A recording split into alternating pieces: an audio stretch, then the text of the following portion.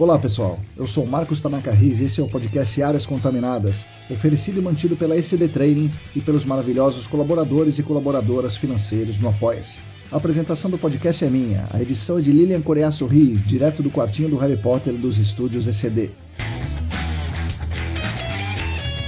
A trilha sonora é de Mauro Tanaka e de Guilherme Durão. Sigam os dois nas redes, @azalatosampa e @guilherme.durão.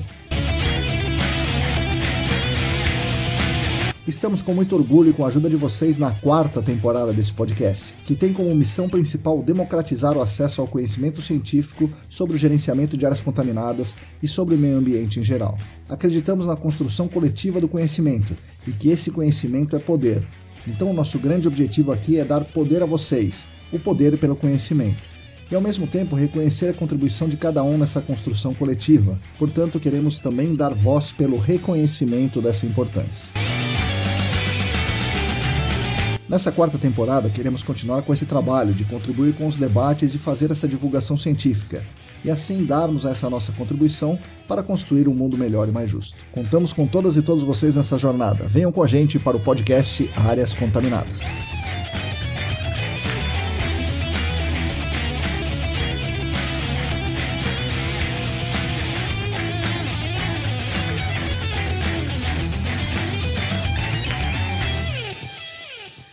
Olá!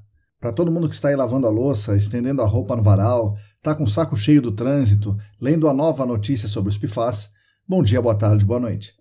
Eu sou Marcos Tanaka Riz e esse é o episódio número 162 do podcast Áreas Contaminadas, que é editado com muito cuidado e esmero por Lilian Coreaço Riz e é oferecido pelas melhores apoiadoras e pelos melhores apoiadores do mundo, que com muito carinho colaboram financeiramente conosco. Essa colaboração é essencial para mantermos os materiais gratuitos por aqui. Além da ajuda financeira, que por si só já nos ajuda demais, a contribuição dos apoiadores demonstra o enorme carinho e consideração que eles têm por nós, e mostra o quanto eles estão interessados em melhorar o mercado para todo mundo. Se você também quiser e se você também puder contribuir financeiramente conosco, acesse a nossa campanha no Apoia-se. É simples, é rápido, é barato. Entre no site apoia.se/ecdambiental e siga as instruções, apoia.se/ecdambiental. Fazendo isso, você ajuda muito a manter nossos canais gratuitos de divulgação científica.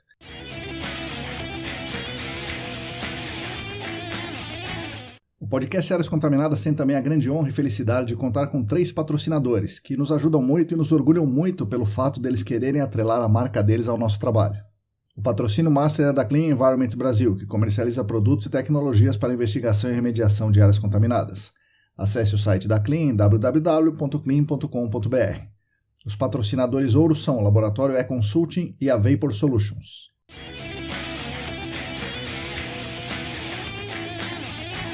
Antes de começar o episódio, eu peço desculpas à minha entrevistada e a vocês ouvintes, porque nesse dia da gravação eu estava um pouco gripado e minha voz não ficou lá muito boa. Na verdade ela nunca é muito boa, né? Mas aquele dia estava um pouco pior. Felizmente a minha convidada mandou muito bem e vocês nem vão reparar na minha voz mais anasalada que o normal. Falando na minha convidada, ela é a Fernanda Nani, química de formação, atualmente ela é gerente técnica da CEMIC. Ela conta histórias muito legais sobre a carreira dela e nos dá excelentes aulas sobre os temas quentes do GAC atual. Vocês vão gostar muito, tenho certeza. Fique agora com as palavras de Fernanda Nani.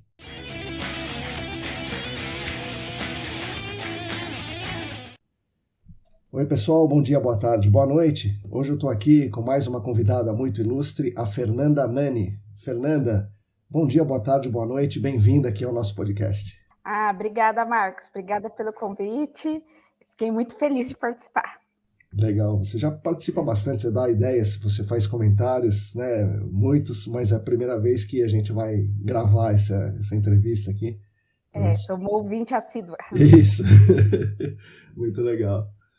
Fernanda, vamos, como todos aqui, né, que todas as entrevistas a gente tenta começar do começo e vamos fazer isso aí hoje. Onde a pequena Fernanda cresceu, o que ela gostava de fazer quando criança, quando jovem, e que caminhos levaram a Fernanda para fazer química? Bom, eu sou mineira, né, nasci em Minas Gerais, então eu sou de uma cidade que chama Campanha, que não encontrei alguém em São Paulo que conhecesse.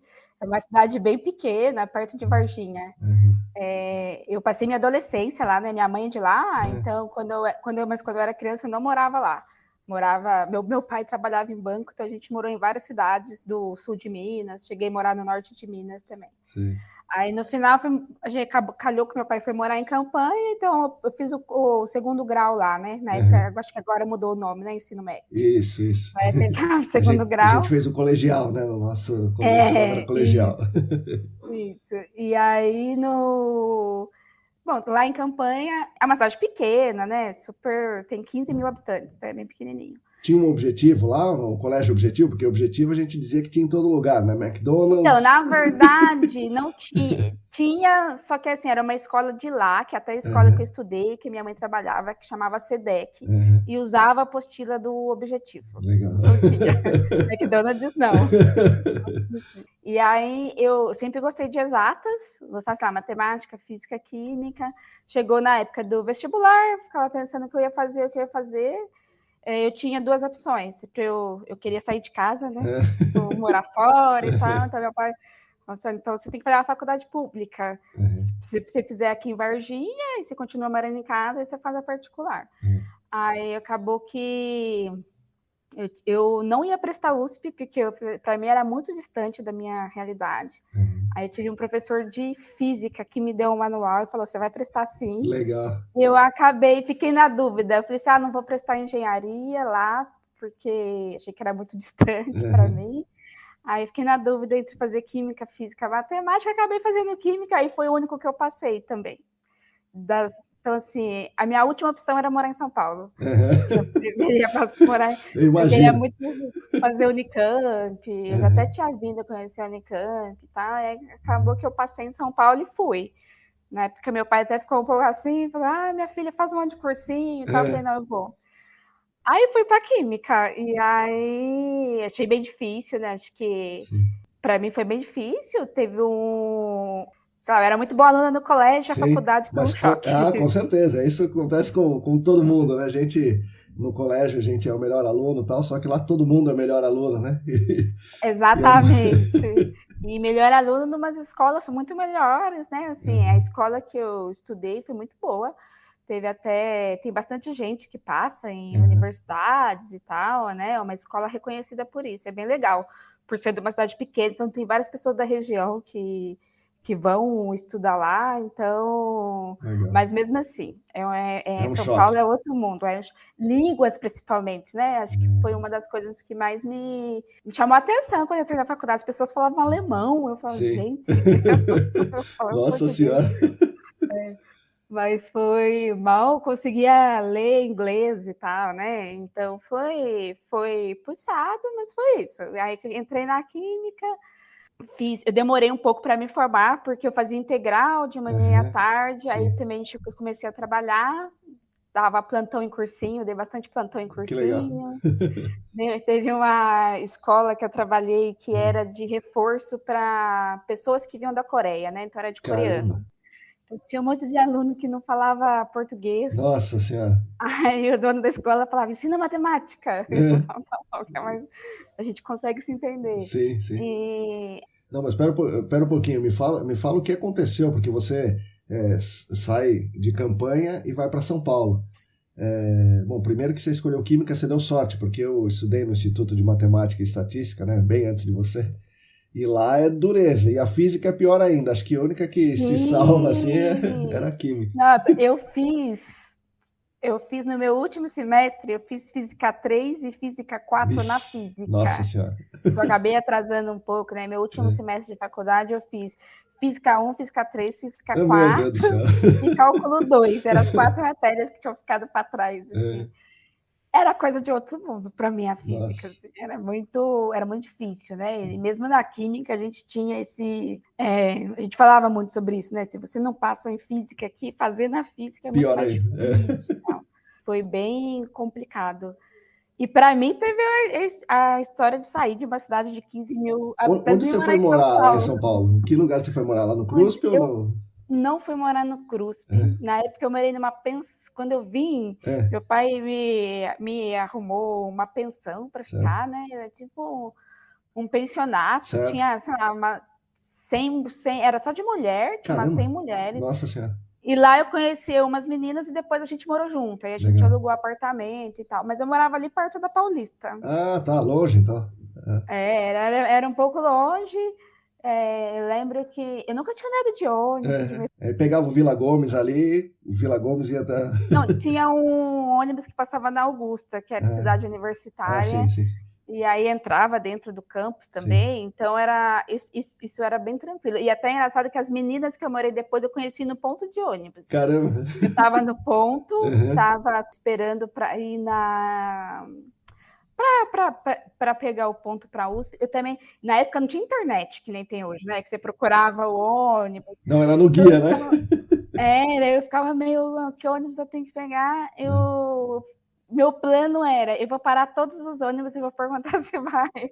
Pois é, eu já fiz isso meio, também. meio com vergonha, enfim. Aí foi a primeira vez que eu entrei de metrô também foi um pouco caótico, porque nunca tinha visto, né? Nunca tinha. Era um mundo totalmente diferente que eu estava acostumada. Mas assim, acostumei também rápido. Sim. E nunca mais saí de São Paulo, né? Sim, pois é. Então gostei, assim, né? Eu tinha uma, sei lá, desvantagem, eu acho. Eu demorei um pouco para fazer amizade. Na faculdade, principalmente, né? A química não é um curso que tem gente de fora. Tipo, na minha sala de 60 alunos, tinha, sei lá, eu e mais uma pessoa só que não era de São Paulo. Então, assim, a maioria era de São Paulo. Então, era isso, as pessoas já tinham cada um sua vida, suas... Então, isso foi um pouco difícil no começo. Mas uma cidade pequena, todo mundo conhece todo mundo. Sim. Eu brincava, gente, eu tenho que marcar horário para ir na casa das pessoas. Campanha, só bato na porta, vamos tomar um café. É outro estilo de vida, né? Sim. Outro estilo de vida. Mas aí foi isso. Aí encarei São Paulo, pensei em sair algumas vezes, né? Cheguei a ter. Teve uma época da faculdade que eu falei, não quero mais química, vou fazer geografia. E aí cheguei a trancar a faculdade um período, mas tranquei 6 meses e voltei. Falei, não. Acho que nem chegou a 6 meses. Eu tranquei umas matérias e aí falei, não, vou voltar para química mesmo, vou terminar. Aí terminei. Foi, mas Não, é um curso bem legal, né? Química é um curso legal, difícil, bem difícil. Na época que eu fiz, tinha 2 matérias que eram consideradas entre as matérias mais difíceis da USP. Que era mecanismos, que era um de orgânica, e a outra acho que era química quântica. Só que bem quando eu entrei, mudou o currículo. Quando mudou o currículo, eu fui para o currículo novo. Como eu acabei atrasando um pouco, tinha umas matérias para fazer. Essa mecanismo, por exemplo, eu não fiz. Que sorte. Então foi. Escapou de uma. Escapei. Mas era um curso bem pesado, né? Integral, muita aula prática. Foi quando eu estava, acho que no meio da faculdade, que abriram o noturno também, quando eu entrei, não tinha, porque agora tem química ambiental, né, lá à noite e tal. Quando eu entrei não tinha, era só o normal, o bacharel e o integral. Licenciatura, né? Isso, bacharel e licenciatura, isso mesmo. Bom, e o que acontece então? Você faz a graduação, você vai para os estágios e onde que você anda nos estágios? Então, aí eu fiz estágio na Clarent. Na minha época, muita gente da USP ia fazer estágio na Clarent. Caramba. Aí fiz lá em Suzano. Sim. Fiz 1 ano e meio. É uma área bem conhecida do nosso meio aqui. Sim. Fui lá, fiz 1 ano e meio. Eles tinham um laboratório de pesquisa e desenvolvimento. Agora parece que lá mudou bastante já a estrutura de quando eu estava lá. Foi bem legal, assim, nunca tinha trabalhado numa empresa, né? Até então, o que eu tinha feito foi dar plantão em cursinho, aula particular, tal. Então não tinha muito essa vivência, né? E lá era uma planta produtiva, né? Eu trabalhava dentro da planta. Era bem diferente, né? Na universidade, a gente, sei lá, ia fazer uma reação, era sempre com os volumes pequenininhos. Chega lá, era tudo balão de 2 litros. Era um pouco diferente. Mas gostei. Eu saí Aí eu acabei saindo porque senão eu não ia me formar, eu tinha que me formar. Mas não é preciso. Faltava essas física 2, 3, 4, eu preciso terminar a faculdade. E aí eu saí da Clarent, do estágio, voltei, aí fiquei só na faculdade, terminei a química. E aí, quando eu terminei a química, eu entrei na CEMIC. Caramba, já assim? Foi. Eu tinha uma amiga que trabalhava lá, Karen. Ela era bem. A gente é bem amiga e tal. Ela estava lá já fazia um tempo. E eu comentei com ela assim: ó, tô me formando, pega meu currículo. E aí eu comecei a trabalhar lá, foi 2 de janeiro, assim, né? Eu terminei a faculdade em 2006, foi meu último ano da faculdade. Sim. 2 de janeiro de 2007 eu comecei na Caramba! CEMIC. Bom, aí tô na CEMIC faz 16 anos. Sim. Né? Então você viu toda a evolução do laboratório e as mudanças, né? Vi, assim. Eu entrei na CEMIC e eu passei por todo o laboratório, né? Porque eu entrei na CEMIC na extração de amostras. Certo. Então, entrei na extração. Quando eu entrei, na época a gente não fazia, a CEMIC ainda não fazia TO15, né? Então era totalmente dedicado à água e solo. Aí depois da extração eu passei por semivoláteis. Certo. Aí eu fui trabalhar nos semivoláteis.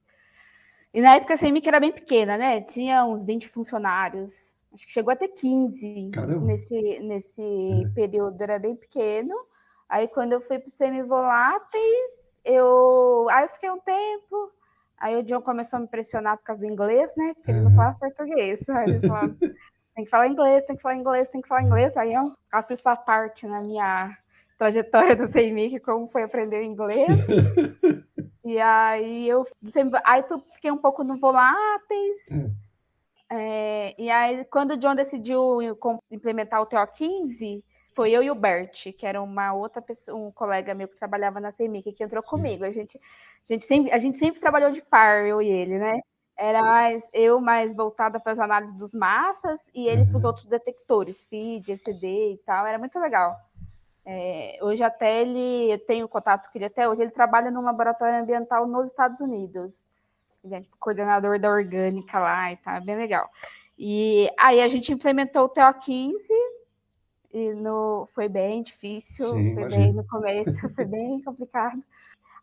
Então, aí nessa época a CEMIC era isso, tinha 15 funcionários, a gerente técnica saiu. Aí acabou que eu fiquei no lugar dela. Então, mas foi uma transição um pouco lenta, assim. Não foi também do tipo, a partir de hoje você está aqui. As coisas foram acontecendo. E aí depois essas coisas, a CEMIC foi mudando, né? Cresceu. E eu acho que a história da CEMIC, do laboratório CEMIC, é um pouco bate com a história deste mercado, né? De análises para áreas contaminadas. Que é esse boom que deu nos últimos anos, de novas técnicas também, né? Acho que eu vejo muita diferença desde quando eu comecei. As perguntas dos clientes, né? Já mudou muito. Caramba. Muito, muito. Nossa, no começo era pergunta bem básica, né? Tipo, não entendia o que era um branco no relatório de ensaio. Certo. Hoje é um outro nível de questionamento, né? Hoje as consultorias maiores, eles já têm setores internos que validam os dados e tal, então é bem diferente. Então assim, eu acho que isso, volume também, né? Acho que o volume hoje de análise é muito maior. A amostra de solo aumentou bastante, né? Que eu bom. entrei na CEMIC, tinha menos. Assim, hoje a gente faz bastante solo, bastante. Acho que é isso, né? Acho que a CEMIC acompanhou bem eu tô lá já faz bastante tempo. Acompanhei toda essa mudança, né? A CEMIC teve uma mudança grande recentemente, né? A gente saiu de São Paulo e mudou para o interior, juntou 2 operações, montou um laboratório só. Foi uma operação difícil, assim, né? A gente imagina, né? A gente está aqui vendo, né, as fusões e aquisições acontecendo, né, nos laboratórios, né? E nós assistimos isso de fora, né? Caramba, a CEMIC agora a sede vai mudar, né? E para quem estava lá, tudo bem? Assim, foi tranquilo? Não, foi um processo lento, né? Então, assim, para a gente, o que acontece, né? A CEMIC tinha só um dono, que era o John, que era uma pessoa bem conhecida dos laboratórios, das consultorias, né? O John, de quando eu entrei, ele já estava mais afastado, mas ele era muito atuante, assim, ele era meio comercial da CEMIG por um tempo, né? Então, quando ele vendeu a CEMIG ele vendeu em 2017. Então, ele vende e sai totalmente, né? E ele... foi um choque, né? Tipo, eu lembro que ele ainda me chamou, desde que ele pensou em vender, ele sempre conversou muito comigo sobre esse processo e tal, mas no dia que era para comunicar todo mundo, ele me chamou e falou, é você que vai lá e vai comunicar todo mundo. eu? Por que eu, né? Não, vai lá e comunica. O pessoal fica difícil, né? Sim. É difícil dar uma notícia dessa sem chocar, sem... Mas a gente tentou fazer sempre da maneira mais transparente possível e tal, né? Enfim, e pro pessoal da CEMIG também, no geral, era eu que eles enxergavam, digamos assim, né? Sim. Então, aparentemente, no início, não teria muita mudança e tal. Mas aí, quando vem o Gustavo, não sei se você conhece ele, o Gustavo Arteaga, que hoje é o head da CEMIG, né? Conheço só, assim, né? Não de bater papo, mas eu sei quem é essa. Ele também já está no mercado há bastante tempo. Ele que vem com a ideia de vamos criar um laboratório único. Porque a Tasca já fazia parte do grupo também, né? Sim. E a Tasca inicialmente era em Paulínia e já tinha mudado para Sumaré, e é um laboratório com uma estrutura fantástica, assim, né? Foi montado para ser um laboratório, né? Sim. A CEMIG em São Paulo, eu não sei se você chegou a conhecer. Eu fui uma vez, mas faz bastante tempo, né? Então era uma casa. Sim, era uma casa, então a gente foi fazendo puxadinho. Coloquei um tanque lá gigante da frente por causa do laboratório de ter lugar para cliente parar o carro. Tava bem, ali não tinha mais como crescer. Aí quando o Gustavo vem com a ideia de vamos criar um trabalho único. Sim. Mas a gente ficou 2 anos planejando a mudança. E assim, eu tinha uma preocupação grande com a equipe também, né? Então, assim, foi um trabalho conjunto, né? A gente tinha uma preocupação com a acreditação, né? Sim, como que a gente gerencia isso na mudança. Então, assim, a gente inicialmente, o plano era mudar em 2020. Mas aí veio a pandemia e a gente mudou em 2021. Então, na verdade, a gente ficou 2020 inteiro. A gente começou a planejar a mudança no segundo semestre de 2019, aí ficou 2020 inteiro planejando isso, porque tinha questões de obra também, né? A gente teve que fazer bastante obra aqui para instalar os equipamentos e tal. Fizemos a mudança em 2022. E foi isso, a gente conseguiu fazer a mudança. A gente entende que foi uma operação de sucesso, assim, né? De pouco impacto na operação. A gente teve laboratório que eu desmontei na sexta em São Paulo e na segunda-feira estava operando aqui, sabe? Então, assim, tem a vantagem de ter bastante gente no laboratório que monta, desmonta equipamento, que faz... Então a gente conseguiu. Então foi isso. Eu acho que foi o maior desafio da minha carreira, sabe? Foi fazer essa mudança. Não só pela mudança física em si, né? Mas como foi isso, mudou a vida das pessoas que trabalhavam. Então, assim, hoje todos os coordenadores que eu tenho, da biologia, já estava na Tasca há muito tempo, né? Ela continua ainda, já tem quase uns 20 anos de empresa. Mas da orgânica e da inorgânica vieram tudo da CEMIG de São Paulo. Então, assim, foi uma mudança enorme, né? Para todo... Caramba. E você se mudou de casa, você foi morar em Sumaré, é isso? Isso, na verdade acabei vindo morar em Paulínia. Certo. Eu gostei da cidade e tal. Quando eu fiquei um tempo ficando no hotel. Certo. Aí depois, quando a gente decidiu mudar a operação toda para cá mesmo, eu falei assim, não tem como, né? Eu tenho que estar lá. Eu cuido do laboratório, então, assim, teve pessoas mais comercial, atendimento ao cliente, ainda ficou em São Paulo, mas a parte de laboratório toda para cá, eu mudei, viu? Eu, meu marido, meu filho, e a gente mora aqui em Paulínia. Legal. E para mim foi uma mudança grande, né? Eu morava no centro de São Paulo, na frente do Minhocão, no meio do... Nossa Senhora! Pra cá, né? Já até brinco, eu falo, nossa, o silêncio é tão silêncio que me incomoda. solta um barulhinho. Uhum. Mas tá legal, a gente tá gostando. Meu filho adora, né? Sim, sim, Morando numa casa em São sim. Paulo, eu morava em apartamento. Tô aqui morando em casa, Bem depois de diferente, com 20, certeza. depois de 20 anos morando em apartamento, que eu morei 20 anos em São Paulo, né? Eu mudei Uhum. no ano 2000 e saí em 2020. Uhum. Então, tô morando em casa, a cidade é tranquila, a gente tá gostando. Agora eu posso ter planta, então... Saiu de uma cidadezinha pequenininha, foi para São Paulo e agora tá numa cidade média, né? Legal. É isso, às vezes as pessoas falam, ai, aqui é tão pequeno, eu falo, gente, você sabe que é cidade pequena, aqui tem semáforo, não é tão pequeno, não tem... Bom, Fernanda, agora conta pra gente um pouco do laboratório, né? Do dia a dia do laboratório, umas perguntas que as pessoas sempre fazem para nós. Vamos começar de uma coisa simples e depois a gente vai tentando desenvolver algumas perguntas mais complexas para você. Tá.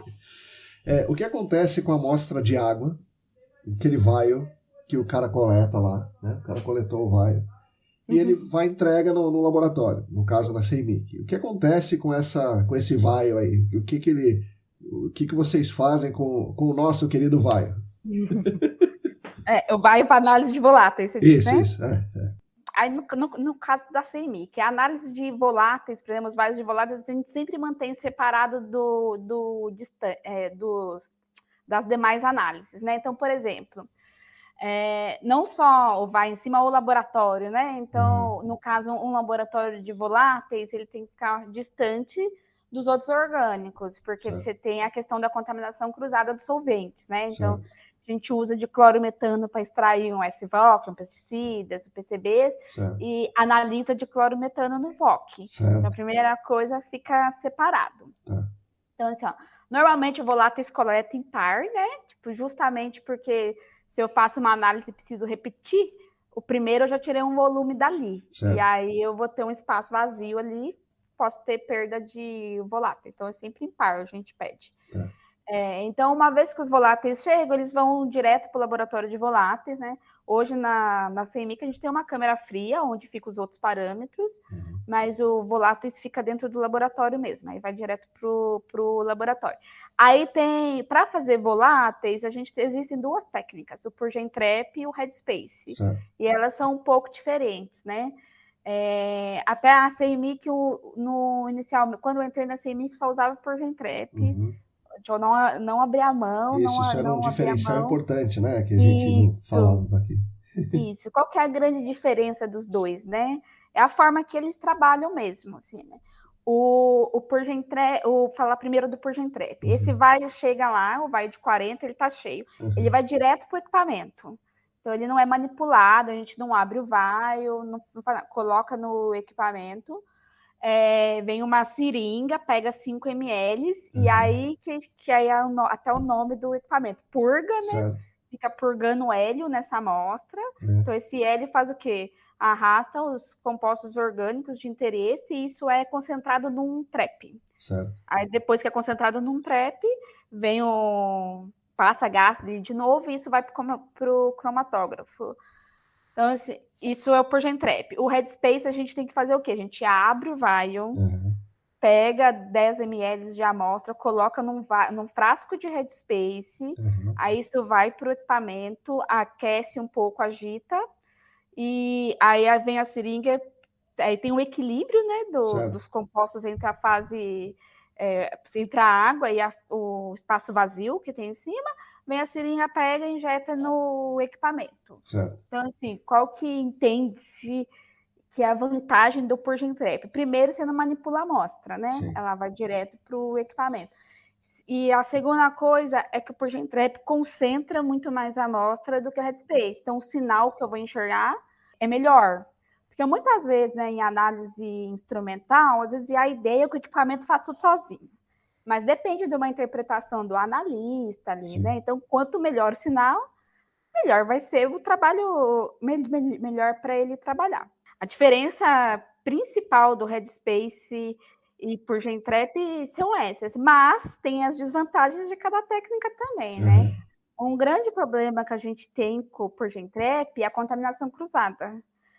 Então, justamente por isso, né? Concentra mais a amostra, tudo isso suja mais o equipamento também. Certo, então, com a amostra muito contaminada, dá muito problema. Então, a gente tem que ficar muito tempo com o equipamento parado, às vezes tem que correr vários brancos para limpar o equipamento e tal. Então, perde muita corrida, né? Muitas vezes, assim, você corre uma amostra muito contaminada, você tem que analisar todas depois de novo. Então, é um pouco difícil gerenciar isso, né? Então, normalmente, você faz o quê? Gerencia por tipo de amostra. Então, uma água superficial, uma água para consumo humano, se faz por Gentrep. Uma amostra de efluente, uma amostra de solo, que é mais contaminada, faz no Headspace. Ou também, depende um pouco do limite de quantificação. Você precisa do limite de quantificação mais baixo. Agora que da portaria 888, que tem a epicloridina, a gente não tem que fazer no Porgentrep, ainda tem que fazer no Porgentrep, porque o comum é um que usa 5 ml de amostra, mas existe um tubinho de vidro que ele é específico para 5 ml, mas tem um que é para 25, então para fazer o limite que precisa tem que ser o de 25. Então, tem algumas ferramentas assim, né, para a gente conseguir atender a necessidade da legislação. Mas, basicamente, com voláteis é isso, né? A amostra chega, vai para o laboratório, e é importante, tem os controles, né? Tem uma coisa que eu acho que a gente fala pouco, mas que para mim é o crucial para análise, que é uma curva de calibração, né? Bem feita. Acho que às vezes, quando a gente fala de laboratório, a gente fala muito do branco fortificado, um LCM, quando eu falo, a curva de calibração é o principal para sua análise sua amostra ser quantificada corretamente, né? Então, tem as... E de quanto em quanto que refaz a curva de calibração? Então, isso muda um pouco de parâmetro para parâmetro, né? O que o método diz? Você faz a curva, você tem lá o seu requisito lá da curva, que tem que dar um RSD menor que 20 para todos os compostos. Sempre o método dá uma abertura do tipo, se até 5 compostos tiver entre 20 e 30, a curva está aprovada. Mas aí cada método tem a sua particularidade. Aí o que o método fala? O de voláteis, a gente tem que correr um CCV, que é uma verificação da calibração, a cada 12 horas. Então, põe lá, a cada 12 horas. Um CCV, um branco, um LCS, ou branco fortificado, as amostras. No caso, para cada branco LCS é 20 amostras, né? Então, aí depende um pouco do tempo de corrida de cada laboratório. Se a sua corrida é de meia hora, isso vai dar, em 12 horas, vai dar os controles e 20 amostras. Se a sua corrida é menor, você consegue colocar mais amostras. Mas aí, a cada 12 horas, você corre um CCV. Isso por voláteis. Tem análise, como pesticidas, por exemplo, você corre um CCV a cada 12 horas no começo e no final. Então, tem que correr um no início e um para fechar, que é o que valida todas as amostras que você correu antes. No caso do voláteis, quando que você faz outra curva? Quando essa checagem das 12 horas não passa. O normal, uma curva de voláteis não dura mais que um mês. Assim, muito difícil durar mais que um mês. Assim. Tem equipamento que é uma por semana. Assim. Caramba. Porque massa muda muito a resposta, sabe? Por isso que a gente usa padrão interno, que é para ter essas correções. Voláteis a gente faz bastante curva. Uma curva de pesticidas, por exemplo, dura 6 meses. Dura bem mais, né? O voláteis dura menos. Não é para todos os compostos, né? Até eu brinco. Se fosse só para a gente fazer tetracloreteno, tricloretenos e os bitex, é bem estável, assim, duraria mais. Mas o próprio cloreto de vinila, que é mais volátil, é mais chatinho de passar. Não tem... É melhor seguir os protocolos do método, porque a gente tem um ganho lá na frente, sabe? Às vezes a gente tenta pular algumas etapas e tal, depois não consegue defender um resultado, não consegue diferenciar. É pior, não? É mais... A gente só ganha se a gente segue o que está escrito, sabe? Porque o método é uma receita de bolo. Pô, tem lá... É um método que já é usado há 20, 30 anos, não tem por que a gente ficar... Reinventando a roda, né? Exatamente. Assim, lógico, novas tecnologias vão aparecendo. O próprio Porgentrep e o Headspace, você pega o método 8260, ele é um método super antigo, sei lá, eu não vou lembrar, mas ele tem 30 anos. Se você pega a versão, agora ele está na versão E, eu acho. E ou D, não tenho certeza. Mas as versões anteriores, ele só falava do Project Trap, não falava do Headspace. Falava que era para usar o Headspace para screening. Agora já tem o Headspace. Por quê? Porque os equipamentos evoluíram, a sensibilidade é maior. Então, hoje, mesmo com o Headspace, eu consigo um sinal que eu conseguia 15 anos atrás no Project Trap, sabe? Então, os equipamentos vão mudando e as tecnologias vão... Os próprios métodos vão adequando, né? Mas eu sou a favor de seguir o que está ali, sabe? Eu falo, gente, já está escrito, vamos fazer, né? Fazer o que está escrito, isso. Sim. E aí vocês fazem só o Plug and Trap ou só... Antes era só o Plug and Trap, depois... Hoje a gente faz os dois. Tá. A gente faz o Plug and Trap. Hoje e quem a gente faz escolhe, os dois. o cliente ou vocês? A gente. Certo. Hoje é a gente. Na verdade, a gente escolhe por matriz mesmo, sabe? Certo. Não tem... A gente é acreditado nos dois métodos, né? No 8260. Aí hoje tanto permite o Plug and Trap como o Headspace. Como a gente tem uma quantidade grande de equipamento, a gente já tem... A gente não escolhe a cada amostra, né? Já tem, por exemplo... Água subterrânea vai ser sempre numa técnica, água superficial sempre em outra técnica, então é mais, a não ser, né, se aconteça algo como chegar uma água superficial, que a gente sempre faz no Project Trap, você olhava a cara dela e falava, nossa, isso aqui tá muito contaminado, aí não. Mas normalmente é por tipo de amostra, a gente fala, né, por matriz. Ou tem coisa, às vezes tem um projeto, um histórico, ou o cliente precisa especificamente de uma técnica, aí a gente faz numa técnica acordada, mas geralmente é isso, é separado por matriz. Bom, vamos para a amostra de solo. Então, antigamente ninguém fazia amostra de solo, ninguém coletava solo direito, ninguém fazia nada, né? Tudo no campo era tudo bem precário. Inclusive coletar o solo e colocar num frasco de boca larga, socar o solo e tudo mais. Sim. Atualmente a gente faz, basicamente, né, a 16434 prevê que a gente faça com metanol, né, preservação e transfere com a seringa e preserva com metanol, ou com frasco hermético, ou com bisulfito, ou congelado, ou com água.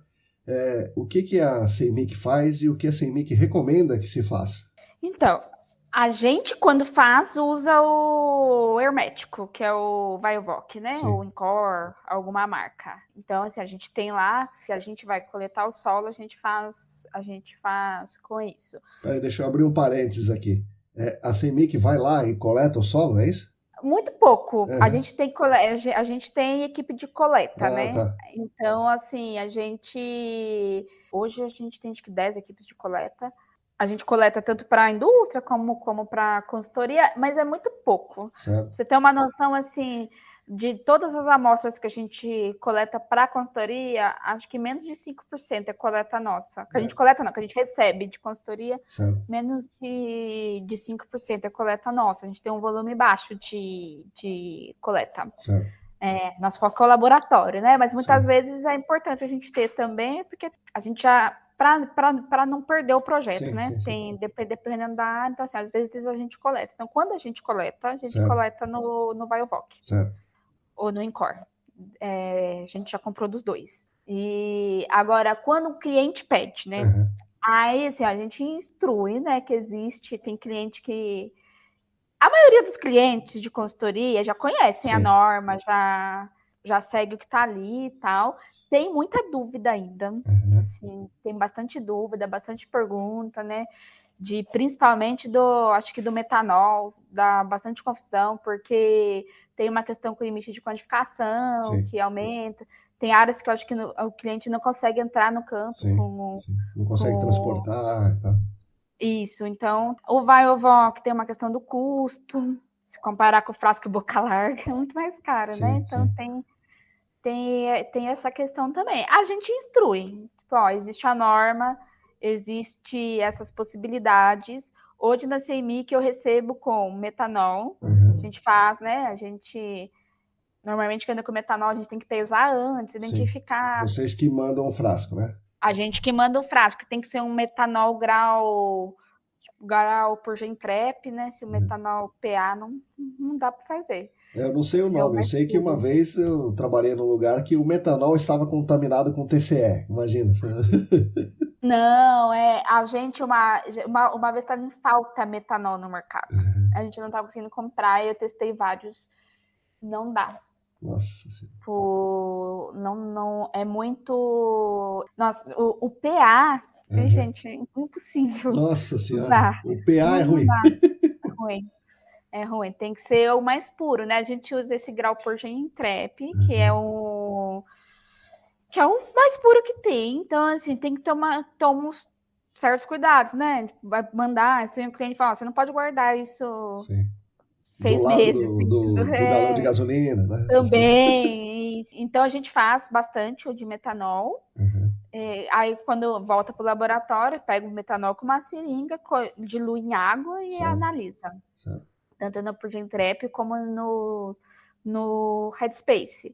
O metanol tem uma questão com o equipamento, que é que ele danifica a coluna. Certo. Então, assim, se eu não diluo, eu tenho que ficar trocando a coluna com uma frequência muito maior, sabe? E muito maior mesmo, assim, né? Tipo, danifica de uma maneira que as amostras na sequência você já não garante o resultado e tal, né? Então, o próprio método prevê isso, que você tem que diluir a amostra do metanol. Então, tem essa limitação, digamos assim, né, para o laboratório. A gente recebe bastante Viovoc in Core, tem bastante, mas a gente ainda recebe boca larga também. Certo. Pouco, se comparar com o que tinha nos outros anos, né? Sim. Mas, assim, a gente ainda recebe. Com água, tem algumas questões, assim, a gente já... Porque o que acontece com a água? Assim, a gente já fez testes com alguns clientes. Me limita dentro do laboratório, porque imagina assim, vou mandar um Viovoc com água para o campo. Água acidificada. Um Vio normal, né? Isso. É o Vio de voláteis. Sim. O Vio de vidro lá, entendi. Aí é que a gente chama de Vio de voláteis. Então, aí eu vou mandar isso aqui para o campo com água acidificada. Certo. Coloca a água lá, aí no campo vai pôr a amostra. Eu tenho que pôr esse Vio para analisar. Sim. Eu não consigo... eu só conseguiria fazer isso no Gentrep, eu não conseguiria fazer no Headspace. Porque é um outro tipo de Vio e tal. Então, assim, limita... a operacionalizar isso é um pouco mais complicado. Sim. Dá, mas tem uma questão operacional dentro do laboratório. Sim. Mas que é uma opção também, né? Sim. No mundo ideal, a gente mandaria um kit e coletaria de várias maneiras, né? Tipo, a amostra tá limpa, Viovoc, a amostra tá suja, metanol. Sim. Mas a gente não tá, né? Inclusive a água, né? Às vezes cada vez que a gente lê o método, a gente acha mais coisa, né? Uma coisa que... Se atenta no detalhe ali, né? Que não tinha visto. Que eu sempre gostei de fazer é ler o mesmo método várias vezes. É complexo, são uns métodos grandes, principalmente os de orgânicos, sempre tem uma coisa. A própria água, o ideal era a gente coletar 4 vials, com preservante e sem preservante. Mas, enfim, não sempre dá.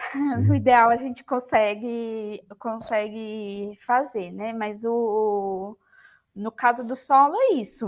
Eu vou te falar um problema que nós, que estamos coletando a amostra lá, a gente tem nessa dúvida e tal. Eu falei com vários amigos aí, Rafael e outros. A gente coleta o solo e manda para o laboratório. E se o laboratório escolher a alíquota que ele vai analisar, isso para mim não é bom. Né? Então isso acontece no Viovoc ou no boca larga, isso acontece bastante. Então eu gosto de eu escolher o que o laboratório vai analisar. Então aí eu prefiro no metanol, né, se possível, mas sei que tem um monte de problema. E daí a gente surgiu um pensamento de fazer com a água, né? Que também na água tá todo o solo tá desagregado, então a gente imagina que tá todo ou quase todo, né? E aí tem essa diferença entre água e metanol, a gente constatou isso, né, no trabalho. Quando tem muito concentração no metanol, recupera muito mais do que na água. né? Uhum. Mas enfim, pelo menos na água, quando não está muito contaminado, ele atenderia bem. Então, e você dentro do laboratório, o que você acha disso aí? Então, eu acho o seguinte, assim, eu acho que o Biovoc, o Incor, por exemplo, ele é um bom amostrador, mas ele não é um bom preservador, digamos assim, né? Tanto que a gente tem que congelar a amostra. Se não é O 24 horas, né? 48, sei lá, muito pouquinho. 48, né? A gente congela até 48 horas. Certo. Coletou até 48 horas congelando. Aí tem as temperaturas corretas, eu não vou me lembrar o certo, mas tem a faixa de temperatura aceitável ficar 14 dias. Certo. Mas a questão do escolher a porção da amostra, eu acho que é muito diferente também comparar isso num Biovoc com boca larga. Sim. Boca larga você tem um frasco grande, Isso. ali é 10 gramas, normalmente a gente escolhe 5. Mas o que é possível fazer também é usar o de 5. Existem amostradores herméticos de 5 gramas. Aí isso vai direto Vai tudo ali. inteiro pro que aí você não mexe na amostra, né? Eu acho que quando eu penso no mundo ideal, para mim o ideal seria esse. Coletar com esse de 5 gramas, colocar no direto, porque isso iria direto pro. Tem até uma ferramenta, né, que você usa para abrir o amostrador, para você mexer. Aí você não manipula na amostra. E isso vai, aí tem que coletar um boca larga junto para fazer porcentagem de sólido, e se precisar fazer uma diluição e tal. Eu acho ok também fazer uma diluição, já tá tão contaminado que vai ser. Se tiver muito. Que aí a chance de perder é menor, né? Então, isso é uma coisa. Por outro lado, o que a gente observou? Aí um pouco da minha experiência, tá? Se, por exemplo, você pega um Biovoc ou um Incor, qualquer um desses, e analiso, e depois, preciso fazer uma diluição. Se eu faço a diluição com boca larga, os resultados não batem. Muito difícil. Assim, se for um valor muito alto, se o valor dá muito alto, bate. Mas tem que ser uma faixa muito, muito alta. Agora, se você pega eu uso uma parte dessa para fazer análise, se eu precisar fazer uma reanálise, porque a diluição do volátil de solo eu vou fazer como? Eu vou pesar menos a amostra. Sim. E aí o resultado fica mais coerente, sabe? Quando a gente faz com congelado e tal. Eu, particularmente, se fosse para você perguntar para mim, a minha opinião, eu ia falar o hermético de 5 gramas é o ideal. Vai lá, coloca no vial direto, sem mexer na amostra. Então, a amostra exatamente do jeito que veio do campo. Eu acho que o metanol tem essa questão do limite de quantificação. Sim. E do transporte, né? Sim. Que é um pouco. Não, com certeza, o transporte é uma bela limitação. Complicado. E esse da água é mais ou menos como a gente faz no laboratório, né? Que a gente faz, na verdade, quando pega um Biovoc, é isso, é colocar pesar a amostra e colocar num frasco com água acidificada. Sim. E aí o processo de análise, que é um pouco diferente do metanol, né? O metanol extrai os compostos e aí a gente coloca isso na água e analisa como se fosse uma amostra de água, digamos assim. No equipamento funciona como se fosse como se fosse de água.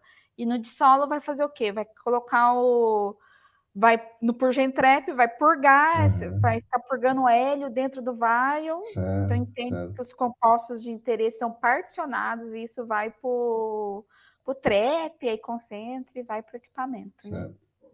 E aí e no Purgentrap, no Headspace é mais ou menos a mesma lógica, assim, também.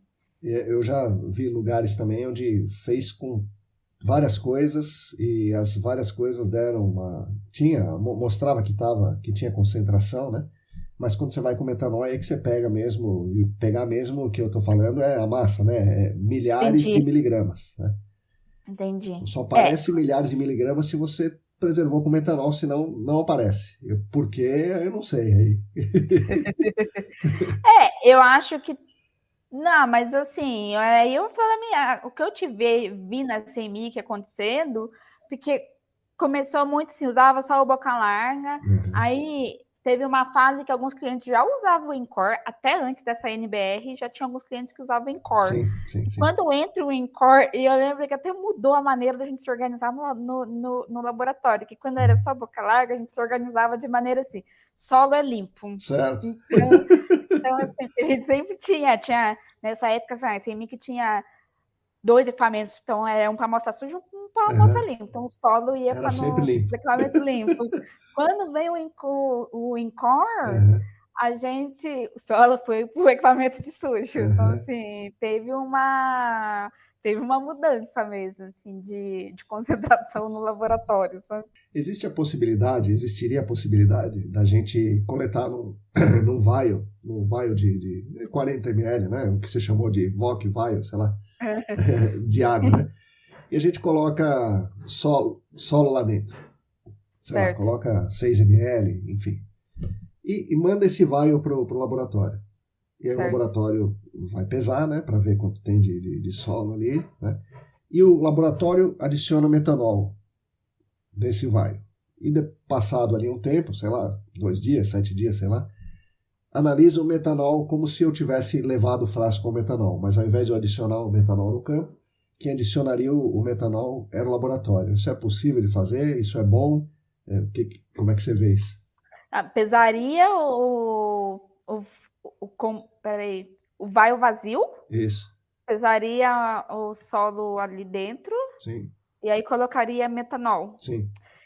Então, para mim é ruim fazer isso, operacionalizar isso, né? Porque a gente, assim, eu não vou poder abrir o vial.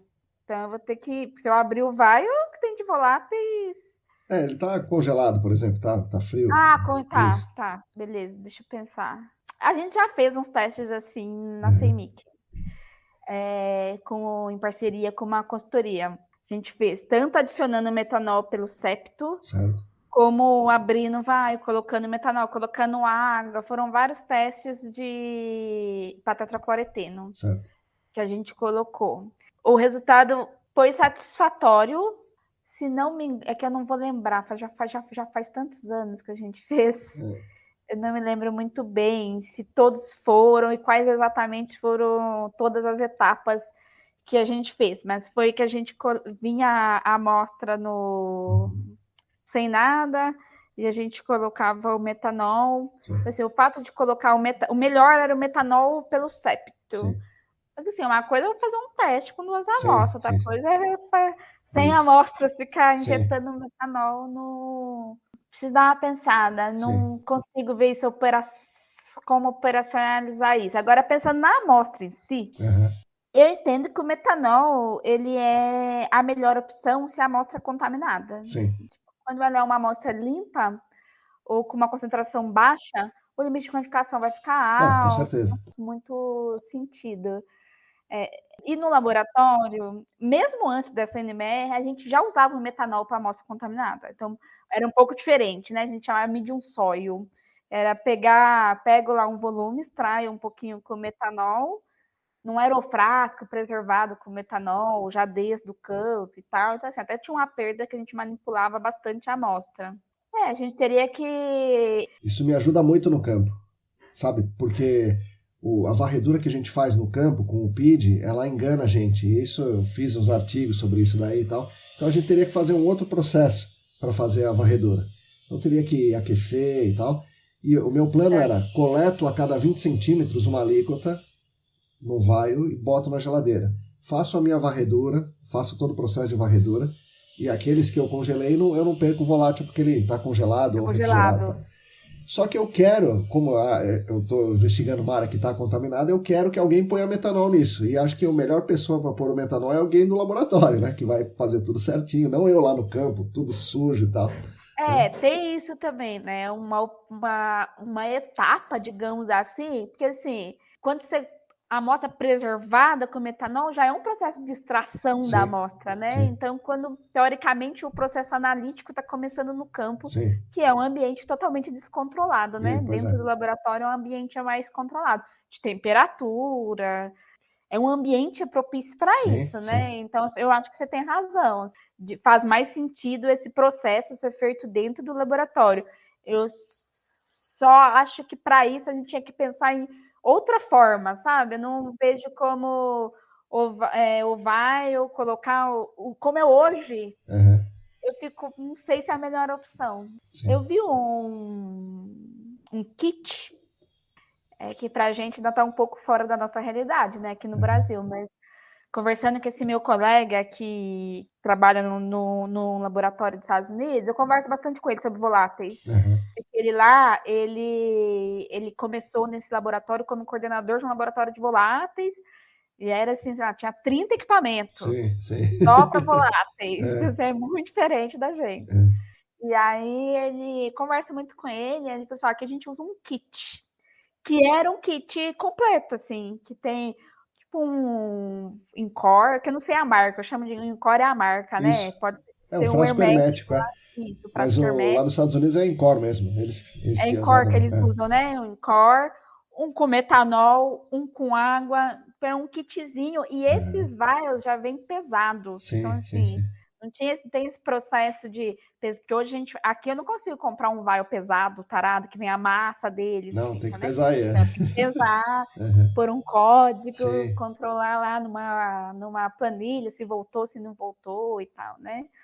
Então eu falei, quem sabe a gente consegue caminhar para isso aqui. É diferente, né? Tem o preço, até chegar aqui vai ficar mais caro que a análise. Sim. Mas aí cobriria todas as análises, né?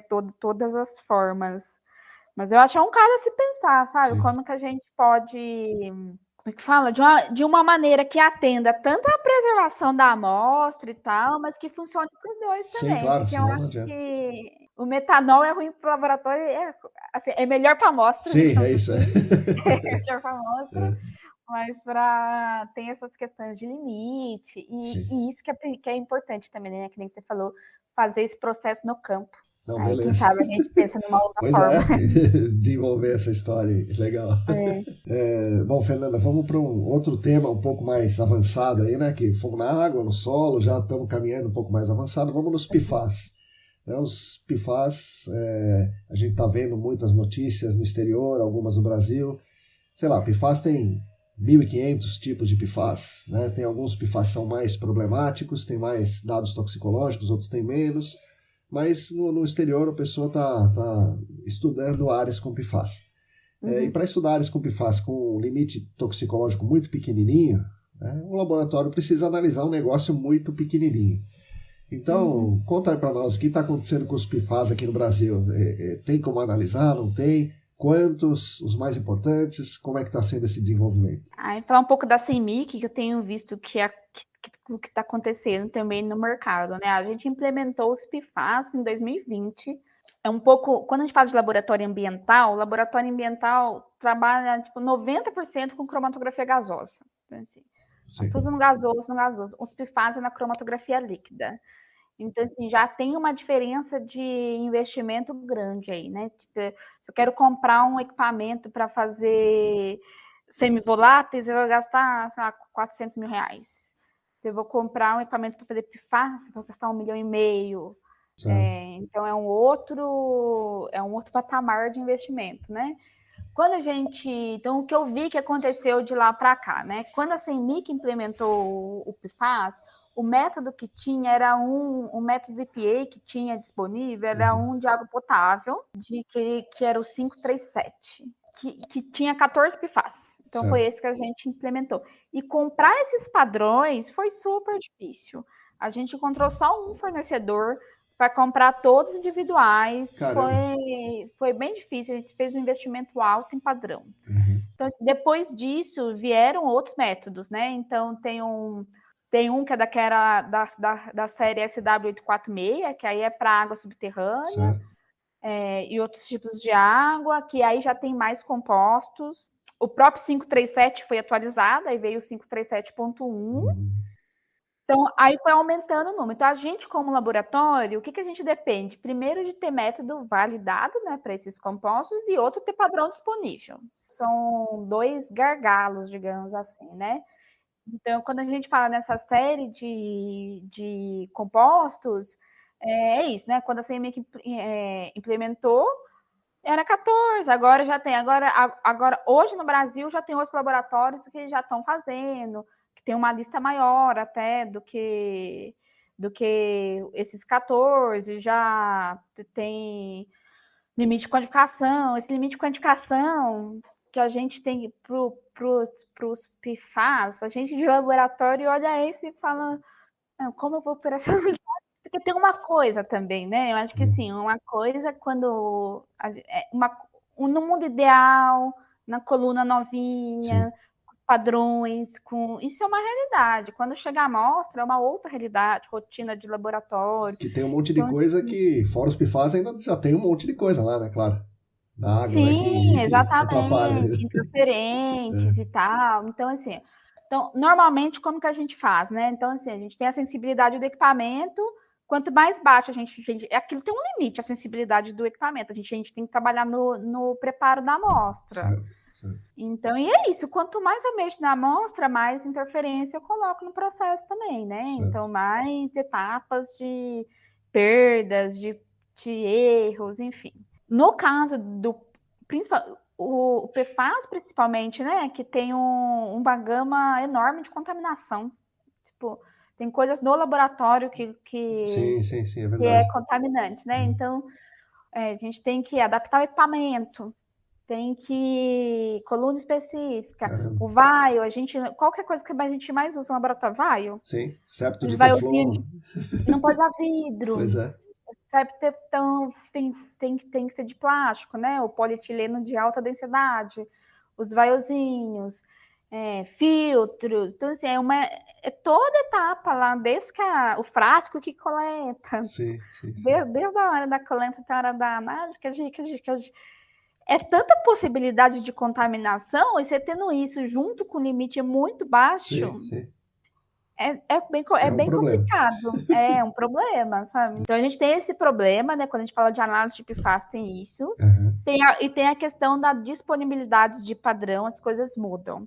E tem uma questão acreditação, né? Sim. Que aí é uma questão que a gente tem também, né? Então, por exemplo, a gente está lá na lista composta, saiu o padrão novo, eu posso comprar o padrão, implementar esse novo, mas certo. aí eu também dependo de, beleza, posso disponibilizar para os clientes esses novos compostos, tenho tempo lá de implementação, validação do método e tal, mas aí eu também tenho um tempo de acreditação disso, que é longo, né? Então é até... E é tudo valor alto, né? Os padrões são caros. Então, assim, hoje eu já consigo comprar um padrão com 40 PFAS num mix, coisa que 3 anos atrás isso não existia. Sim. Então, muito tem se falado tem um draft da EPA que está para sair, que é o 1633, né? E fala da diluição isotópica. Nem tem padrão para todos. O quê? A diluição isotópica é o quê? Para cada PFAS eu tenho um parzinho dele deuterado. E aí compara os resultados. Não tem. Esses 40, que é os que descrevem nesse método, não tem padrão disponível para ele, para todos. Sim. E cada padrão desses 40, a gente está falando de padrão que custa 5 mil reais cada um, sabe? Não é... É um investimento alto. E dura pouco, né? Assim, além da validade em tempo, dura pouco em números de calibrações Sim, que você porque faz. se eu vou colocar, ele vai funcionar como um padrão interno, eu vou colocar em todas as amostras. Sim. Então, inclusive nos Estados Unidos eu assisti alguns webinars, né? Os laboratórios estão discutindo isso, qual que é a viabilidade disso. Sim. Ok, dá um resultado mais preciso, digamos assim. Mas a que custo também, né? Tipo, é um custo altíssimo. O que isso? A discussão é se esse custo agrega tanto valor no resultado mesmo. Mas, enfim, tá vindo esse método, né? A gente, como laboratório, tem que se adaptar e tal, mas tem essa questão do investimento também. Né? Muito mais que no Brasil, para a gente, ainda não existe um volume de amostra, né? Então, o investimento é mais a médio prazo, longo prazo, né? Então, investe agora para entendendo que vai ter um volume, mais ou menos como foi o TO15, por exemplo, né? Lá atrás, né? Até brinca, eu lembro quando a gente começou a fazer o TO, era Nossa, eu lembro até hoje, a primeira vez que a gente fez 20 amostras numa semana. Uhum. Foi tipo, nossa, fizemos 20 amostras. Nossa, foi a maior comemoração e tal. Então, assim, é lento, né? Entre o investimento e o retorno. Bom, não existe uma demanda grande, mas existe uma demanda no Brasil já, então as pessoas estão pedindo. Legal. Existe sim. A gente tem alguns projetos na CEMIC, alguns porque a CETESB pediu, certo. Já veio parecer pedindo para fazer PFAS, e alguns que atendem áreas que é empresa multinacional, né? Certo. Então, por exemplo, que aí lá fora já está fazendo, implementa o protocolo aqui também. Certo. Já tem e está aumentando. Desde que a gente faz, ano a ano aumenta a quantidade. Legal. E tem o grupo do Contaminantes Emergentes também, né? Sim. Da ESAS. Agora tem mais gente entrando, você vê que o assunto está escalando, né? Sim. Começou a gente se interessando e tal. Pessoas, isso. Aí agora tem mais gente, então a gente está discutindo mais. Os próprios clientes já estão entendendo mais da coleta. Antes era tudo muito mundo... maluco, né? Assim, maluco. Não, parecia que tinha que ser tudo super muito diferente. Tá? Não, hoje já tem o próprio ITRC, né? Tem vários protocolos que a gente consegue seguir. Já tem muita informação, né? De coleta, de análise também, de o que se fazer depois. Eu lembro no último que teve de contaminantes emergentes da ESA, eu assisti quase todas as aulas. E foi muito legal, porque eu nem sabia que já existia sites remediados, pesquisa, foi bem legal, assim, esse curso foi muito legal. E na universidade também, né? Tem bastante coisa aí na universidade também. Mas é isso, do ponto de vista do laboratório de PFAS, são esses problemas que para a gente mais... a disponibilidade do padrão, a contaminação, junto com o limite baixo, né? Então a gente tem que tomar esses cuidados. Mas é isso, né? Dentro, o que mais se faz numa análise de PFAS é branco. Faz vários brancos. Tá certo. Para ver onde que aconteceu alguma coisa. Muito importante os brancos de campo, muito importante. Muito importante os brancos de laboratório, então, tanto do equipamento como o branco que acompanha a amostra o tempo todo. Então, assim, adicionando brancos no processo para você conseguir olhar o resultado e ver se aquele resultado é confiável, se pode ter sido uma contaminação do processo, do equipamento que usou. A água que usa é importante, né? Tem que validar a água que está usando para ver se não tem PFAS. Então, acho que o principal é isso, fazer bastante branco. Legal. Bom, o outro assunto bem emergente aqui é a TPH, né? Tivemos recentemente agora aqui um painel de debates do Senac, onde bastante coisa foi falada.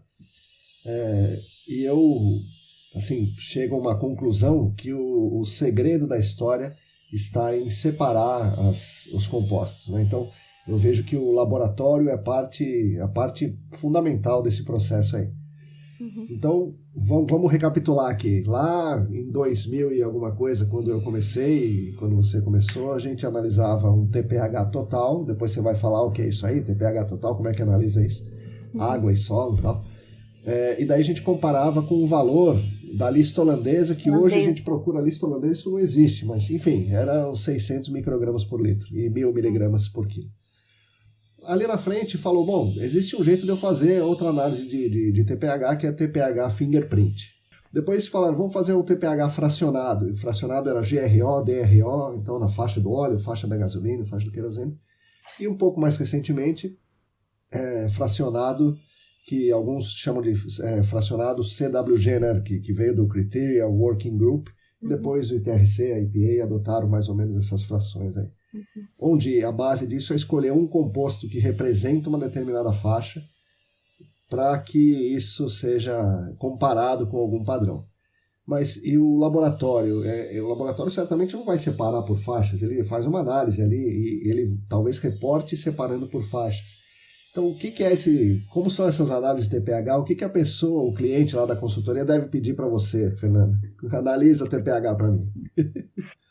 Eu falo, ó, o que deve pedir para mim, na verdade, ó, o que eu sempre falo assim, Miquel, pergunta para o cliente o que ele quer com esse resultado, porque se fala assim, a nomenclatura que a gente dá é confuso, Sim. porque a nomenclatura cada laboratório acabou fazendo de um jeito, né? Então, mas enfim, começando do começo, né? Quando eu entrei lá na CMYC e tal, o TPH total é um método que usa um solvente que foi proibido no Brasil, mas que ninguém mais faz, justamente por ter sido proibido, que era uma análise... Não é hexano ou acetona, sei lá o quê, né? Não é hexano e acetona, é um CFC. Tá. É tipo um desses diclorofluor. Tá. Era um desses. Que a CMYC fazia antes de eu entrar, quando eu entrei já não fazia mais, que era uma análise, acho que no ultravioleta, e aí dava um resultado total. Tem até um método EPA disso e tal. Tem sentido isso, é verdade. E aí dava um resultado TPH total. Quando depois vem a cromatografia gasosa, e aí isso vira, ali já começa a confusão, né? Então, assim, aí eu vou falar o que eu defendo, né? Que é o quê? Mas a primeira coisa que a gente tem que ter em mente que é importante entender o que você está analisando, porque isso vai mudar. A gente fala assim, ó, o método analítico é o que vai dizer o que é aquele resultado seu. Assim. É muito diferente de uma análise de semivoláteis que você vai analisar naftaleno, 2-metilnaftaleno, diclorobenzeno, um composto específico. O TPH não é isso. Ele vai analisar, ele não vai te dar um composto. Então, quando a gente fala do fingerprint, então o fingerprint nada mais é do que uma comparação do cromatograma. Então, eu faço uma análise cromatográfica, eu tenho lá o meu cromatograma e eu posso comparar isso com uma biblioteca, que vai me dizer se é um diesel, se é um óleo, tem aqueles jet fuels, não é bem uma biblioteca, não, é um padrão mesmo. Então, eu vou lá e falo, eu na CMYC vou comparar o cromatograma com esses 15 padrões aqui. E aí eu vou dizer se tem semelhança e não tem semelhança. Ou seja, quando a gente fala de fingerprint, é uma análise qualitativa. Estou fazendo uma análise... Só que eu posso expressar o meu resultado quantitativamente de várias formas. E aí que começa a confusão, eu acho, minha opinião. Porque eu expresso de uma forma, o outro laboratório expressa de outra, outro laboratório de outra, e os clientes ficam malucos, mas o que é fingerprint? O que é fingerprint? Não, o fingerprint é o qualitativo. Só que junto com esse qualitativo, posso expressar de várias formas. Aí vem o DRO, o total, mistura complexa não resolvida, o resolvido, enfim. O que tem que ter em mente do TPH que é importante? Eu estou sempre falando de uma faixa. Eu posso chamar de total, mas eu tenho que total naquela faixa. É sempre uma faixa. Começa do C8 ao C40. E lembrando que eu não consigo fazer mais que muito C40. Às vezes acho que tem método que vai até C44, mas é tipo o limite do limite. E também muito para baixo, eu também não consigo um C2, C3, eu não consigo analisar isso apropriadamente, né? Então é sempre uma faixa. Então, a gente vai ter... Aí, dentro dessas faixas, tem uma faixa que eu posso chamar de DRO, que acho que, se não me engano, é C10 a C28. Tem a faixa Oro, que aí são as faixas maiores. O GRO, que é a da gasolina, que aí é C6 a C10. Então, você tem essas faixas menores. Que aí tem isso, um laboratório vai chamar de DRO, o outro vai chamar TPH por faixas, o outro vai chamar TPH fingerprint, o outro vai chamar TPH Inelcanus. Mas, assim, é uma maneira diferente de expressar um resultado de faixas. Então, sempre tem que ter em mente as faixas. Bom, aí, beleza. Aí a gente ficou muito tempo fazendo isso. Aí, um pouco... E também, o que acontece? Os laboratórios iam meio se adaptando às demandas que iam chegando. Aí chega um cliente e fala, mas eu não quero ser 8 a ser 30, que nem a CMYC faz. Eu quero ser 10 a ser 40. Aí você faz o C10 a ser 40, implementa, acredita, e aí seu escopo também vai ficando cheio de puxadinho, vai atendendo tudo isso aí é extraível, ou alguma é volátil, ou é diferente? O GRO é volátil, e o resto é tudo extraível. Tudo. A partir do C8 eu já consigo extrair. Então você chegou ao vial ou alguma coisa para algum frasco de amostra de solo, normalmente aí o boca larga, e você pega um pouco e analisa como volátil, outro pouco faz como extraível? Não. Quando a gente faz, vamos supor, isso é acordado antes, né? Certo. Se vai analisar a faixa volátil, a Certo. parte volátil trata que nem um VOC. Entendi. Outro frasco, Pro inclusive. solo, a gente... Isso, outro frasco. É a mesma coisa. Para o solo, a gente indica o hermético ou o metanol. E para água, tem mesmo vai o preservado com ácido clorídrico normal. Legal. Então tem que ser. Se vai fazer a parte volátil, a gente trata como uma análise de voláteis. Tá. Então faz no GRO e tal. Tá. Aí a parte extraível, âmbar e aí boca larga. Tá. Que faz. O que a gente tem que acordar é qual é a faixa. Certo. E se é importante os N-alcanos, né? Assim, os N-alcanos tem que ter em mente também que quando eu tô fazendo N-alcanos, eu tô fazendo o quê? O composto, tipo, é o N-propano, o N... Eu dei um exemplo ruim, porque o propano não tem. Sim. Começa no C8. Então, vai ser N-octano, N-nonano, N-decano. É um composto que eu estou quantificando ali. Muitas vezes eu tenho questionamento, dá tudo ND nesses N. E aí chega no total, tem resultado, que é o total. Aí no caso da CMYC, a gente chama, põe entre parênteses a faixa, C10 a C40. Certo. Então, naquela faixa, não, aí é que existe uma confusão, às vezes, que esses Cs individuais que a gente reporta no laudo é uma mistura, não é uma mistura, é um composto só, que é o padrão que a gente usa para inclusive marcar os tempos, né? Mas dentro daquele cromatograma eu posso quantificar do C10 ao C15, do C15 ao C17, mas a gente chama isso aí não está separado, é uma coisa só, né? Aí existe, você falou do CWG, e tinha o Massachusetts também. Sim. Que é o TPH fracionado, a gente chama de fracionado. Aí tem tanto o VPH, que é a faixa volátil do fracionado, como o EPH, que é a faixa extraível. Isso, o EPH. E aí sim, qual que é a ideia disso? Né? Entende-se que os compostos alifáticos e aromáticos, eles têm toxicidade muito diferentes e comportamento no ambiente muito diferente. Tipo, o aromático, ele é mais solúvel e mais tóxico. O alifático, ele é menos solúvel e menos tóxico. Então, isso... Daí vem esses métodos, a ideia desses métodos que a gente separa o TPH e com isso o resultado te traz mais informação, né? Sim. E aí vem a outra confusão, que é qual faixa usar. Mas quando a gente fala do fracionado, o que é? Parte volátil. Aí eu vou falar como eu faço na CMYC, muda um pouco de laboratório para laboratório também. Mas basicamente é como que eu pego a fração volátil e digo o que ali é aromático, o que ali é alifático. Então, a mesma coisa, a gente usa um headspace, do mesmo jeito. E lá na CMYC a gente usa um detector combinado de PID e FIT. Então, o PID só enxerga aromático, então ele vai quantificar só aromático, o FID enxerga tudo, então por diferença a gente faz o alifático.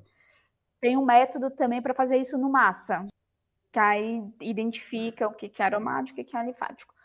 Quando faz o EPH, é um pouco diferente. A gente extrai, analisa para ter uma ideia da concentração, separa numa coluninha de sílica, e aí é uma separação física mesmo. Separa o aromático do alifático e analisa esses extratos. Caramba. Aí essa etapa é bem importante usar os controles adequados. Então, assim, a gente põe um surrogate antes e põe um surrogate de fracionamento, para garantir que esse fracionamento está sendo feito adequadamente. Então, a gente vai quantificar num vai o aromático, no outro vai o alifático. Beleza. E aí tem a outra coisa, como que eu expresso esse resultado? E aí que vem as faixas. E aí, então, por exemplo, eu vou fazer... Aí tem a tal da faixa baixa, média e alta. Aí tem a faixa da região 9, a faixa da planilha de risco da CETESB. Isso para a gente de laboratório, na prática, eu posso reportar qualquer faixa. Do meu, então, se eu começo a minha análise com C8, e termino com C40, vamos pôr aqui, eu poderia, porque eu tenho o C8, C9, C10, eu tenho todos os marcadores, e eu poderia reportar qualquer faixa. Certo. Só que existe o escopo de acreditação. Ah, tá. A gente não pode reportar uma faixa que não está no escopo. Então, é um pouco, nós como laboratório sofremos bastante nos últimos meses por conta disso, Sim. porque a gente tinha cada um a sua faixa, quando isso entra na planilha de risco, eu comecei a receber um monte de solicitação, você segue a faixa de quê? Segue a faixa de quê? Eu consegui adaptar, aí eu tive que pedir uma atualização de escopo, sigo, mas eu não posso fazer acreditado. Consegui uma atualização de escopo aí eu ainda tive sorte, porque eu estava com o auditor na CENIC quando teve essa interação, então eu já consegui colocar ali. Conversando com os colegas de outros laboratórios, teve laboratório que quando saiu o escopo mudou de novo a faixa. Senhora. Daí ele teve que, chamar de novo o auditor e tal. Meu Deus. Isso, não, dá para fazer uma atualização de escopo, mas o processo é lento.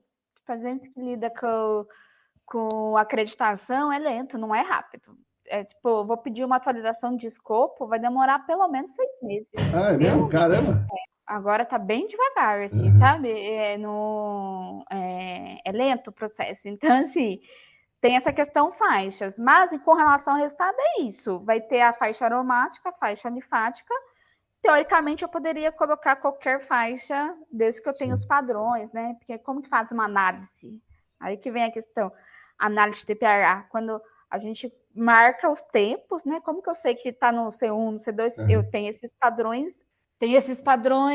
específicos para marcar os tempos, tanto dos alifáticos como dos aromáticos. E aí, com isso, teoricamente, eu poderia fazer várias faixas. Você conseguiu explicar ou só deixei mais confuso? Explicou certinho. Imagina o seguinte, que eu não entendo muito, tá? Mas vamos lá. Vamos dizer que o N-nonano é uma substância tóxica. Né? É um composto que tem uma toxicidade elevada, e por isso, se você reportar, por isso ele tem um limite baixinho, vamos supor, né, de toxicidade. Então, se você tiver um pouco a mais de N-nonano, essa área está contaminada, precisa fazer remediação, existe um jeito de você falar, olha, isso aqui é C9, né, por isso nonano, isso é C9, mas não é N-nonano. Existe algum jeito de fazer isso? Então, existe, assim, ó, no caso do N-nonano especificamente, é mais fácil fazer isso, porque é um dos padrões que eu uso no TPH, né? Certo. Então, como ele vai estar lá, quando a gente fala de TPH, imagina assim, eu tenho vários isômeros com C10, vários isômeros com C11. Quando chega no C15, por exemplo, eu estou falando de mais de 4.000 isômeros. Só que os N são justamente os que eu uso na análise para marcar os tempos. O N-nonano especificamente, como o padrão está lá na análise, eu conseguiria falar. Mas vamos supor que tem uma faixa que é o benzoapireno também, né? Se não me engano. Benzoapireno, que é bem baixinho, que é justamente a faixa que está dando bastante problema com o laboratório também, com o limite que era um limite de 6 lá, bem baixo e tal. Qual que é a maneira que eu vejo de fazer isso? É fazer o que a gente chama de TIC. TIC é o quê? É uma tentativa de identificar os compostos. Só que eu só consigo fazer isso no massa. Certo. No GC massa. Então eu teria que pegar o extrato e correr no massa, porque no massa eu identifico os picos e comparo com a biblioteca NIST lá do equipamento e vejo quais são os compostos. O que eu fico um pouco confusa, o que eu entendo, né? Tudo bem, pegou os compostos lá, super restritivos de cada faixa, e com isso, só que é da faixa. Então, assim, eu não entendo como os órgãos ambientais veem isso, sabe? Não, tipo, isso aí eu tenho a faixa, é da faixa, então, independente do composto que está lá, é para seguir aquele valor. Isso aí. O que eu acho que talvez tinha que ter um pouco de quando usar essa análise, sabe? Eu não sei. Entendo que deveria ser em um lugar que é conhecidamente contaminado com hidrocarboneto de petróleo. Sim, claro. Não necessariamente usar em todos os... Porque qualquer análise também tem as suas limitações, né? Tipo, TPH é uma análise que dá muito falso positivo. Muito falso Sim, tem positivo, muita porque coisa que aparece como sai ali TPH. que não é de petróleo, sabe? Tipo, Uhum. coisa, sei lá, de matéria orgânica, não Sim, sei, sim. de coisas que é do próprio solo.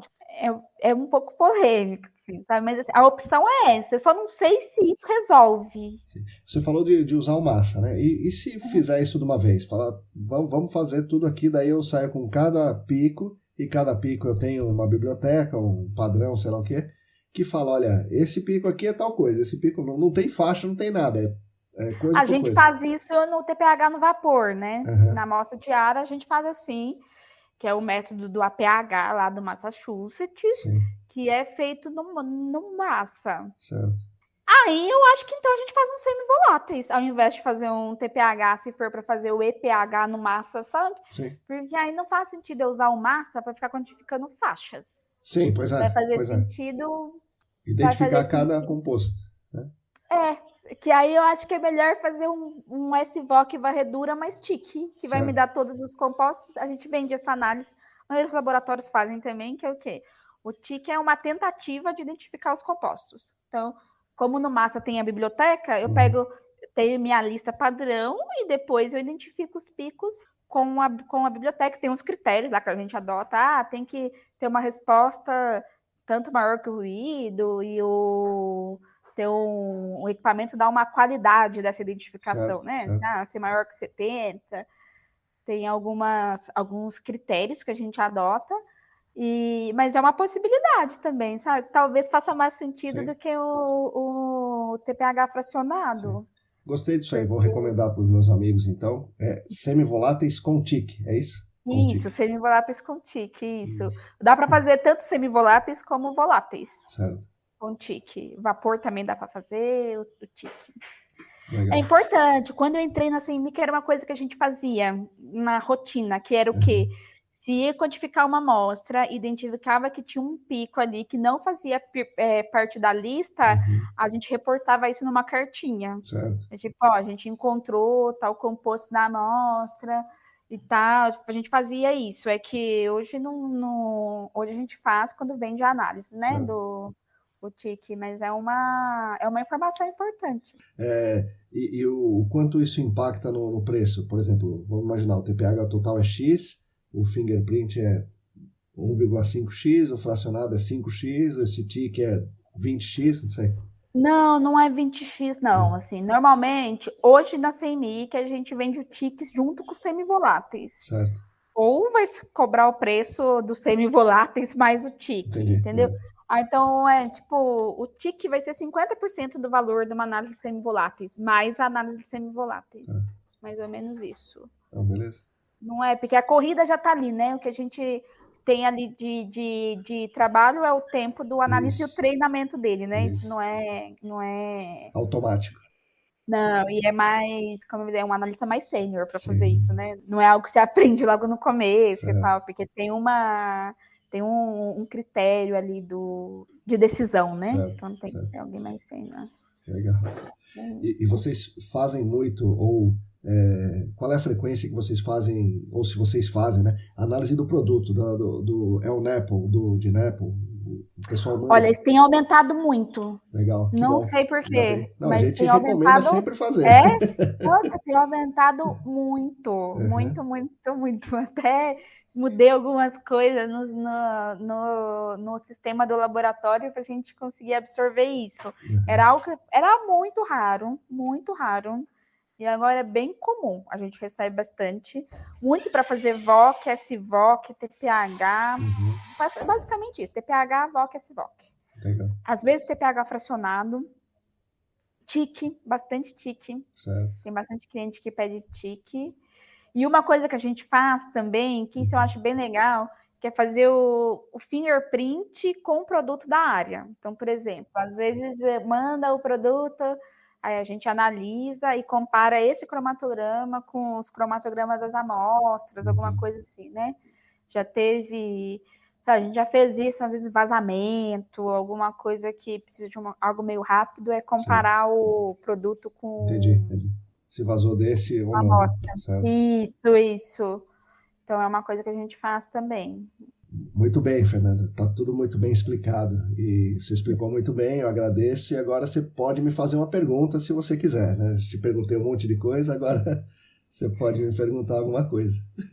A pergunta que eu tenho é qual que é a sua visão de futuro para o mercado ambiental, desse mercado de gerenciamento de áreas contaminadas, né? Caramba, o que você Fernanda, enxerga que vai acontecer? Olha, eu já fui mais cético, assim, achando que não ia mais ter, sabe? Porque isso aí envolve muito custo, envolve muita força do órgão ambiental, e o órgão ambiental estava e está cada vez perdendo mais força.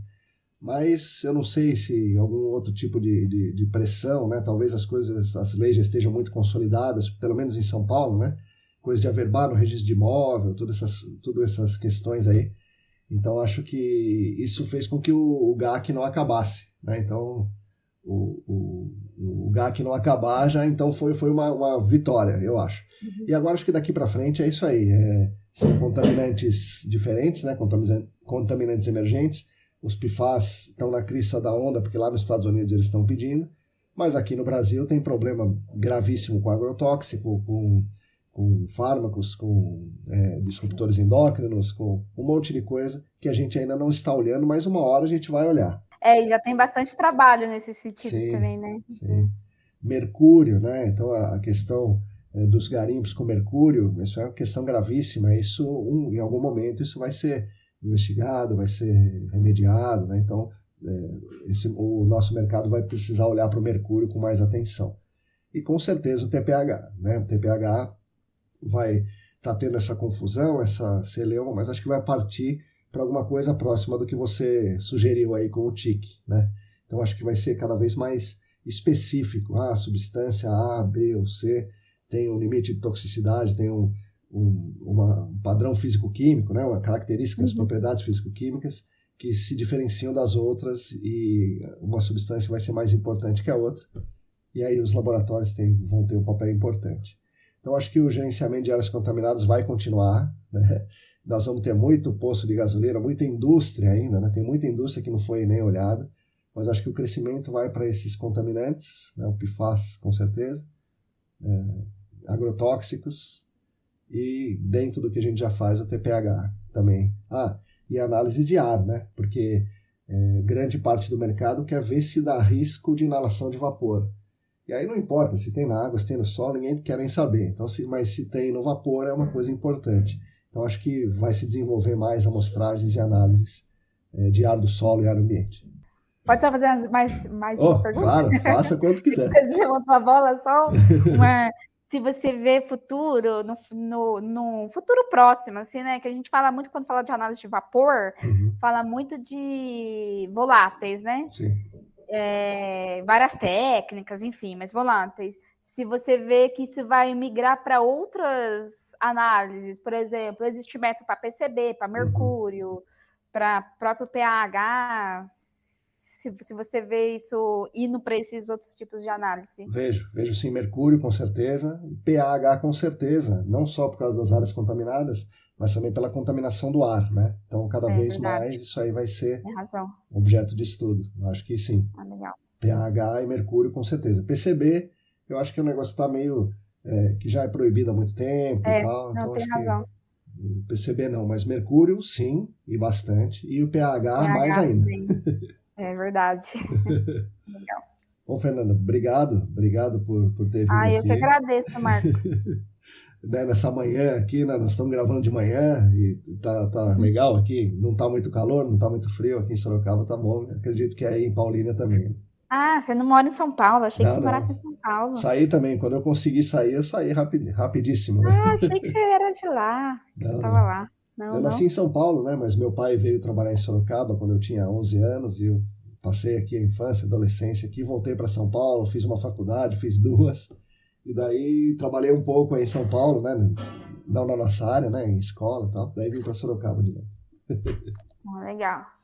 Mas é isso aí, Fernanda, agora o podcast é seu, você pode falar o que você quiser aí.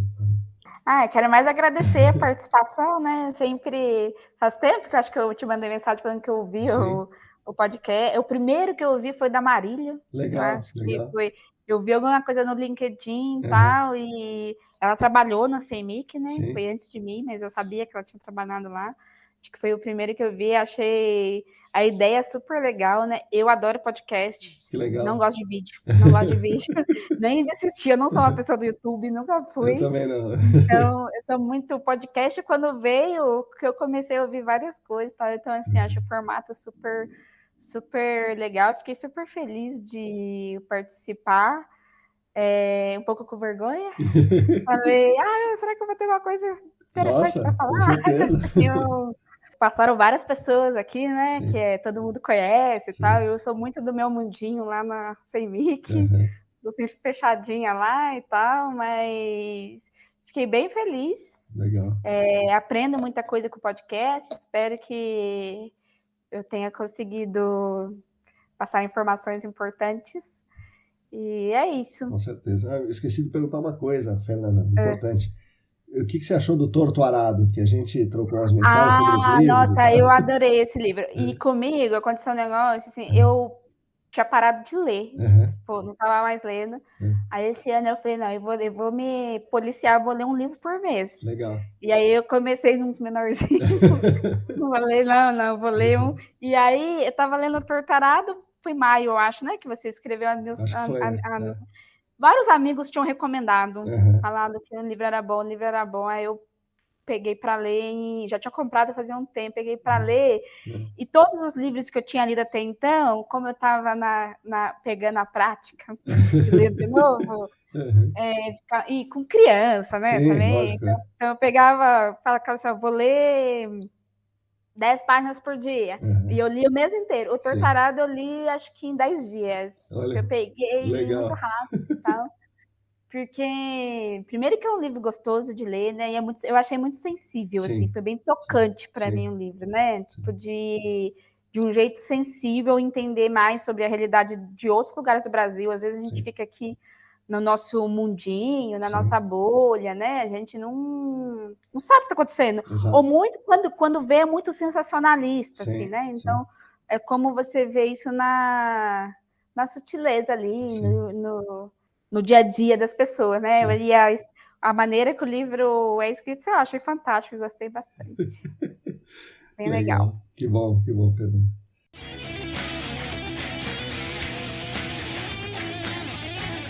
Bom, pessoal, espero que vocês tenham gostado muito da nossa conversa. A pedido da Fernanda, vou fazer uma retificação aqui numa questão importante. Durante o episódio, ela fala que a CEMIC, quando vai coletar a amostra de solo, usa somente o frasco hermético. Na verdade, a CEMIC usa o frasco que for solicitado pelo cliente, sendo a grande maioria o frasco hermético. A CEMIC recomenda que se use o frasco hermético quando ela vai coletar as amostras, mas ela usa o que o cliente solicitar.